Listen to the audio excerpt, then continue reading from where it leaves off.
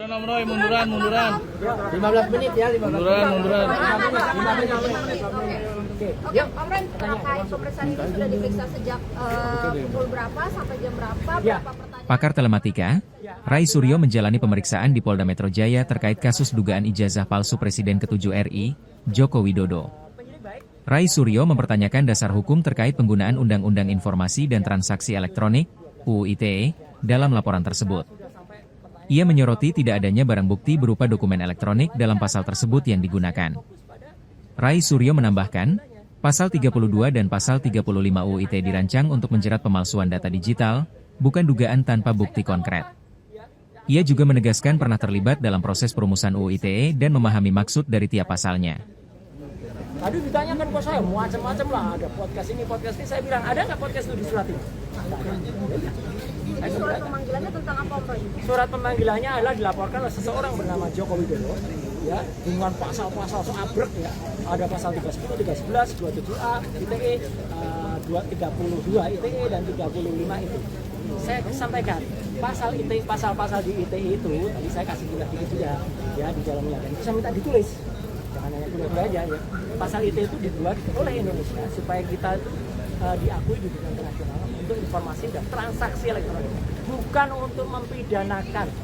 Ya gitu. Jadi jahat kalau ada orang menggunakan pasal ITE untuk mempidanakan. Siapa yang jahat?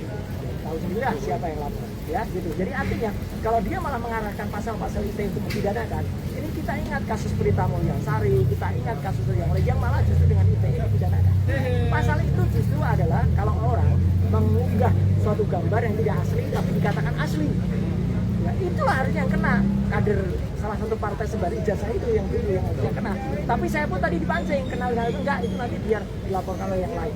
Masih ada beberapa pertanyaan lagi. Saya tidak tahu, tapi yang jelas saya tidak menjawab yang tidak ada hitam di atas putih di surat itu. Surat itu menyebut tanggal 26 Maret. Ya. Terkait dengan Saya tidak tahu. video Sentana TV itu? Enggak, makanya karena nggak ditanyakan ya saya nggak jawab gitu. Karena apa? Dan 26 Maret kalaupun saya ditanyakan saya akan jawab. Saya ada di mana, posisi apa, tapi yang jelas tidak dalam surat itu. Terus yang kedua adalah ketika terlapornya tidak ada. Nama terlapornya nggak ada, ini kan lucu banget ya. Jadi saya kritisi kepada kepolisian, kepada Kompolnas. Tolong cek anggota-anggota Anda di Polda Metro Jaya ini. Yang mana ada surat pelapor nggak ada terlapornya. Kalau ternyata terlapor itu adalah saudara kita nggak boleh bersaksi untuk saudara kita. Itu hukum itu. Ya bahkan sampai 3 tingkat derajat 3 level. Apalagi kalau terlapornya itu nantinya kita. Ya, maka kita berhak untuk diam. Gitu loh. Jadi satu nggak ada lapornya. Kedua, undang-undangnya juga yang dipakai adalah pasal sinuban. Kemudian yang ketiga, lokus dan tempusnya saya tidak mengenal. Itu aja. Jadi jawabannya makanya cepat pertanyaannya. Karena jawaban saya selalu sama. Ketika ditanyakan itu, saya jawab itu aja. Biar dia jawab. Jadi pemeriksaan Mas Roy doang sendiri atau Saya dengan Dokter Tika. Ada Dokter Tika. Dokter Tika? Ya. Mas Roy didampingi siapa aja? Saya didampingi kuasa hukum saya. Oke, gitu ya. Makasih ya. Download Tribun X sekarang.